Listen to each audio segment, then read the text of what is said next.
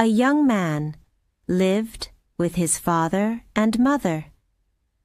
"Son," the old man said to the young man one day, "you are our only child. You must marry and have children." So the old man found a wife for his son. She was a fine young woman, and her young husband loved her. A year passed, and she gave birth to a little boy. The family lived happily together, but they were very poor.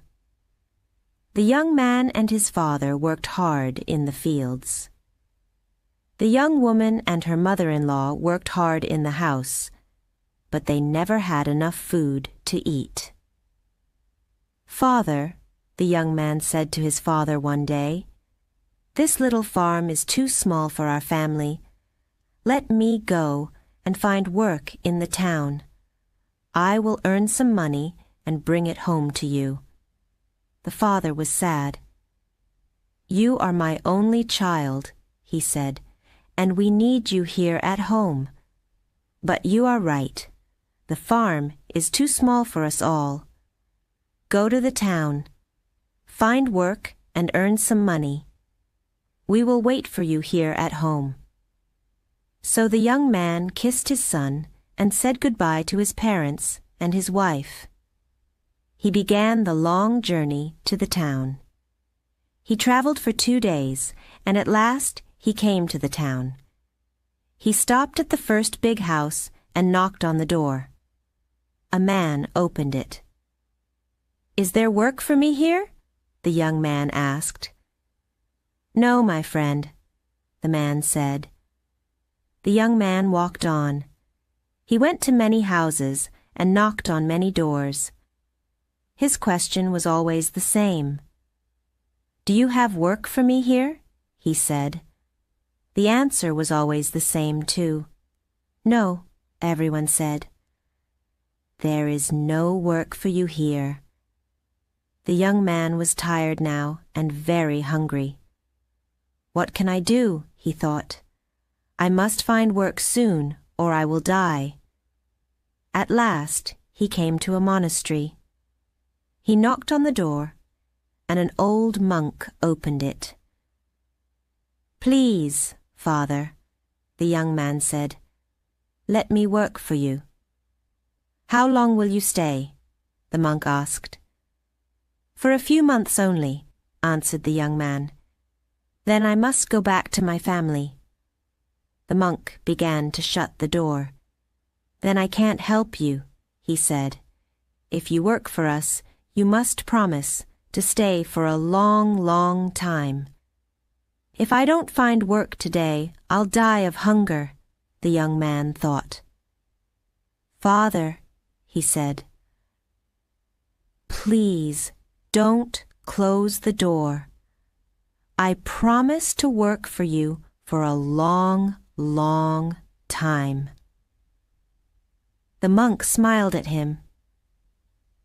"Come in, my son," he said. The next day, the young man began to work. The work was not difficult. The monks were kind to him. The young man worked hard for them, and they were pleased with him. A month passed. At first, the young man thought about his family every day. "Is my son well?" he thought. "Are my parents happy? Does my wife have enough food to eat?" But slowly, the young man forgot his family. He was happy with the monks. "You are an honest man," they said to him. "You can look after our money. For us, we will trust you." The years passed quickly. One day, the young man was sitting on his chair in the monastery. He was counting the monks' money. Suddenly, he heard voices. Children were laughing outside. The young man looked up. "They're happy," he thought. "Is my son happy?" He stood up and looked out of the window. "How old is my son now?" he thought. "How long have I been here? 5 years? 6 years? No, 10 years. I've been here for 10 years. The next morning, the young man went to see the monks. I've stayed with you for 10 years, he said, and I've been a good servant. I've worked hard for you, but you have never paid me. Now I want to see my family. Please give me the money you owe me and let me go. The monks smiled at him.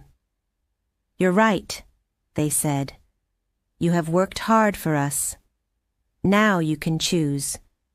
Do you want us to give you your money, or do you want us to give you our blessing? The young man frowned.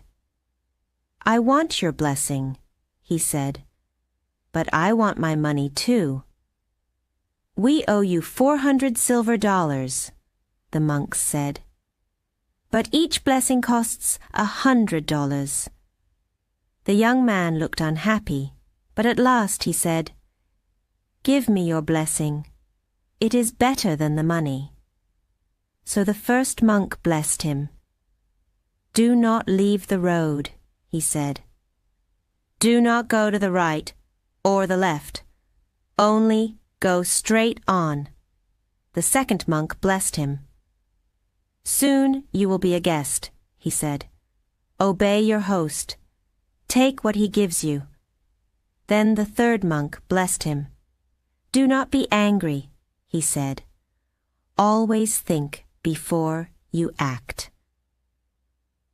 Then the monks gave the young man 100 silver dollars, and the young man left the monastery.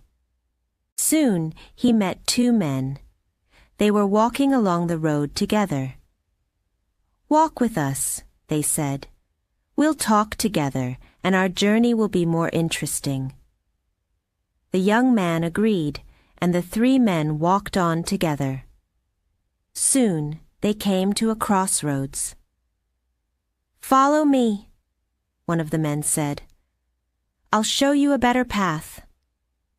And he turned to the left and began to walk along a different way. The other man followed him, but the young man remembered the first monk's blessing. Do not go to the left or the right, the first monk had said. Only go straight on. The young man smiled at his new friends. I'm sorry, he said. I cannot go with you. I must go straight on. He said goodbye to the 2 men and went on down the road. He crossed the river and walked up the next hill. Suddenly he heard shouts. He looked back across the river. He could see the 2 men. They were shouting for help. Robbers were attacking them. He wanted to go back and help his friends, but there were many robbers, and they were big and strong. If I go down there, they'll kill me, he thought. He was grateful to the monks. The first blessing saved my life. It saved me from the robbers, he thought. He went on, down the road. He walked for a long time. He was hungry and thirsty now, and he was tired too. It will soon be dark, he thought. I must find a place to sleep. He looked round. He was in a wild place. There were no houses here. He was frightened of hyenas and leopards. He began to walk faster. It was dark now. I must find a place to sleep, the young man thought. At last, he saw a light in the distance. He ran towards it. The light came from a little house on a hill. The young man ran up to it and knocked on the door. At once, an old man opened it. He had white hair, and he wore fine white clothes. You are welcome. Come in, the old man said. The young man followed him into the house. Sit down, said the old man. Wait here. I will fetch some water and wash your feet." The young man felt ashamed. "I can't let this noble old man wash my feet," he thought. The old man went away to fetch the water. Soon he came back. The young man wanted to take the water out of his hands. He wanted to wash the old man's feet. But then he remembered the monk's second blessing. "Obey your host," the second monk had said. "Take what he gives you."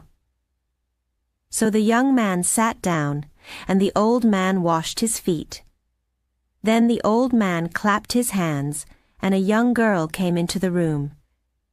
She was carrying a dish of delicious food. "Feed our guest," the old man said to the girl. The girl did not move, and the young man saw that she was blind. The old man pushed her towards the young man. "Feed him," he said again. So the girl fed the young man, and he ate well. Then he lay down to rest, and he slept all night. He woke up early in the morning. "Thank you," he said to his host. "You have been very kind to me, but now I must go on." The sun was up now, and the young man could see his host clearly. The old man did not look fine and noble now. His teeth were long and white and sharp. His eyes were small and cruel. "Is he a man or is he an ogre?" the young man thought. "You're lucky," the old man said. "You didn't refuse my hospitality. I wanted to wash your feet, and you accepted. I gave you food, and you ate it. Many people have come to my house. They didn't let me wash their feet, and they didn't accept my food. I killed them all." He pointed to the ground. "Their bodies are under your feet," he said. The young man was very frightened. "But the girl, the blind girl," he said. "Why didn't you kill her?" The old man laughed. "I took her eyes," he said. "I made her blind, and now she is my servant." "I must go," the young man thought. "I must get away from this terrible man. He is mad. Thank you. Goodbye. Thank you. God bless you," he said quickly, and he began to walk away. But the old man called him back. "Wait," he said. "I have something for you." He went back into his house and came out again. He was carrying a sack. "Take it," he said. The young man took the sack and ran away down the road.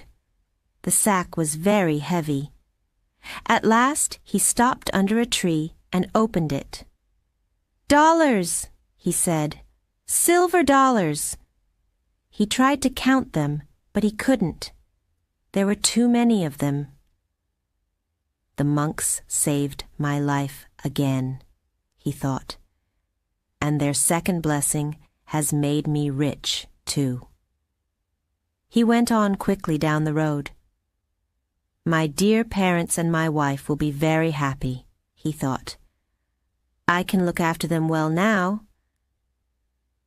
He walked for a long time. The sun was high in the sky, and he was hot and tired. But he knew this road well. He knew the trees and the rocks and the little streams. He was nearly home. He came to a church by the side of the road. A crowd was standing there. They were watching an old man and a boy. The man and the boy were fighting. The young man felt very angry. "What a wicked boy," he thought. "He is showing no respect to that poor old man." He wanted to run up to the boy and beat him with his stick. But then he remembered the monk's third blessing. "Do not be angry," they had said. "Always think before you act." He turned to the woman next to him. "What's happening?" he said. "Who is this old man and this boy? Why are they fighting?" "It's a sad story," the woman said. "These people are very poor. The old man is the boy's grandfather. 10 years ago, his son left him because he wanted to find work in the town. The old man had no one to help him. He has been very unhappy. He wanted to kill himself. His grandson is trying to stop him." Tears came into the young man's eyes. "Oh, my father! Oh, my child!" he shouted. He pushed his way through the crowd. He took the young boy's arm and looked into his eyes. "My son," he said.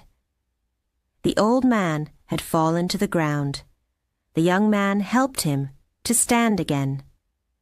"Father," he said. The old man looked at him. "Is it really you?" he said. "Have you really come home again?" "Yes, father," the young man said, "and I'll never leave you again."